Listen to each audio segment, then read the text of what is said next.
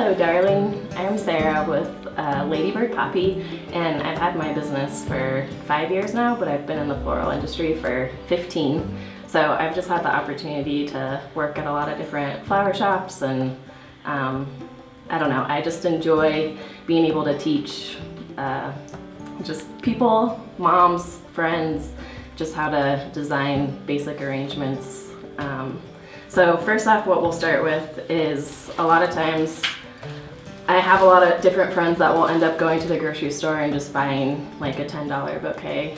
And this is something that I just put together to kind of resemble what you would find at the grocery store. And usually it has a rubber band on it and the floral wrap. So what you'd want to do is just take the paper, the plastic off. And there's multiple times that I've walked into friends' houses where they'll either cut it or not cut it and just put it in the vase like that. And I just want to show you some tips today of ways that we can just design with the flowers better, and just some fun ideas that you guys can have that are practical and just kind of make it look a little more appealing. So what you want to do is all the tools that you want to work with, generally I use a knife, but a lot of times people are a little too nervous to do that. So you may want to just make sure that you have sharp shears and clippers, and then try a pair of scissors to cut the rubber band and stuff too. So first off, we'll just cut the rubber band off. And then a lot of times in the bouquets, especially if it's like $10, $15 bouquet, you don't really get a whole lot of flowers with it. So I just have a couple stems in here, but usually you'll have a focal flower, a couple different fillers, and then usually there's some sort of like greenery that you can include in. And a lot of times I think people at home just end up having vases like this that are this size or even larger, and you're trying to fit the flowers in here. And so when you go and give them a cut, they end up just kind of like flailing all over. And it looks nice, but there's ways that you can make it look a little bit nicer.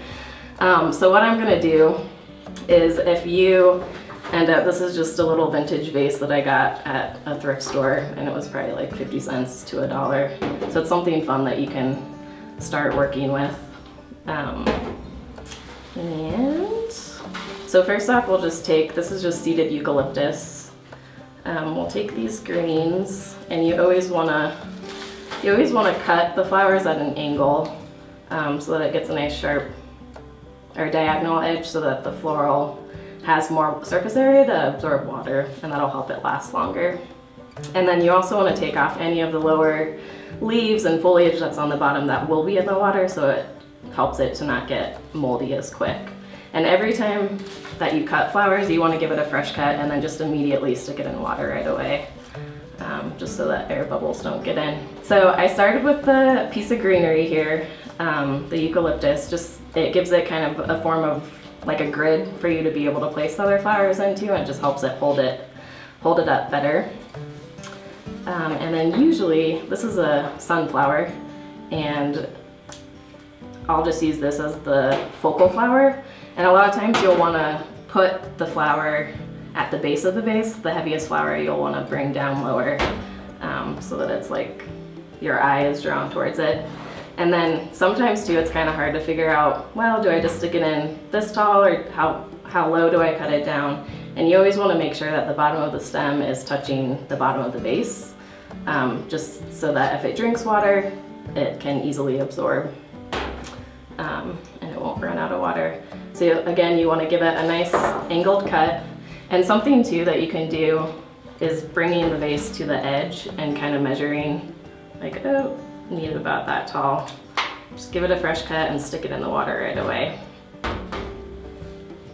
And then these here are stock, and I'm just gonna take the greenery off of it at the bottom so it doesn't get moldy. And you wanna, this is called a, so this is your focal flower, and then this is a line flower that gives a little bit more upright feeling.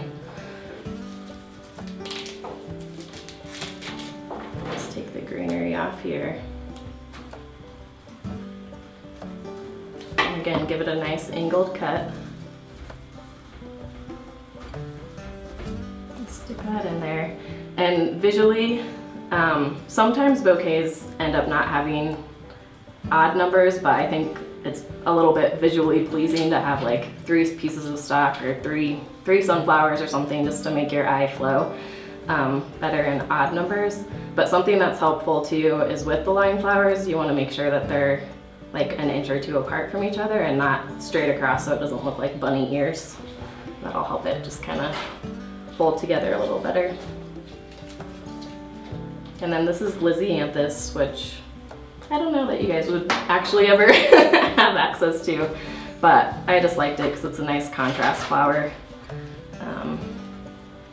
There. And then I have this extra, this is called celosia.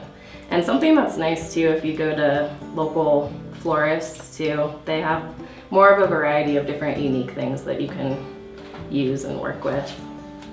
And then I'm just gonna put this back there to act as kind of a filler flower and draw the yellow up and out. And that's just a little simple vase that you can make.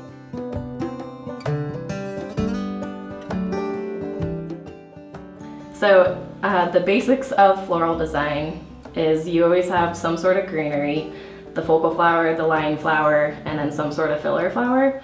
And it always ranges different styles and sizes and textures and everything too. But you want to end up using the greenery just to act as kind of a grid, and that'll help hold things together. Sometimes, like with this kind of eucalyptus, it's a little more whimsical, and so it tends to fall out and people can get frustrated with like putting that in first. So it's fine for you to design the flowers first and then just tuck the greenery in after, if that's easier for you. And then this is the sunflower will be the focal flower that just kind of draws your eye in. And then there's always some sort of filler flower, which the Lisianthus and the line flower, or the celosia, I added in just as like filler flower. And then there's always line flowers too that just draw into the focal, and then the line flowers just draw your vision up and out, just to help it make it look a little more pleasing. So with the finished product, this is just something with designing, it's fun, and I've been able to just like learn different ways and have a lot of practice of doing different things. And the good things about flowers is that they're so beautiful that really no matter what way you put them in the vase, I think it can look good. And you can always just try again and just continue to keep cutting them and arranging them around. And I've had multiple times too that I don't like something that I've designed, so I'll just rip it apart and do it again. And sometimes it takes 3, 4, maybe 5 or 6 times to do it. But that's the beauty of it, is that you can just mess around with it and make something beautiful.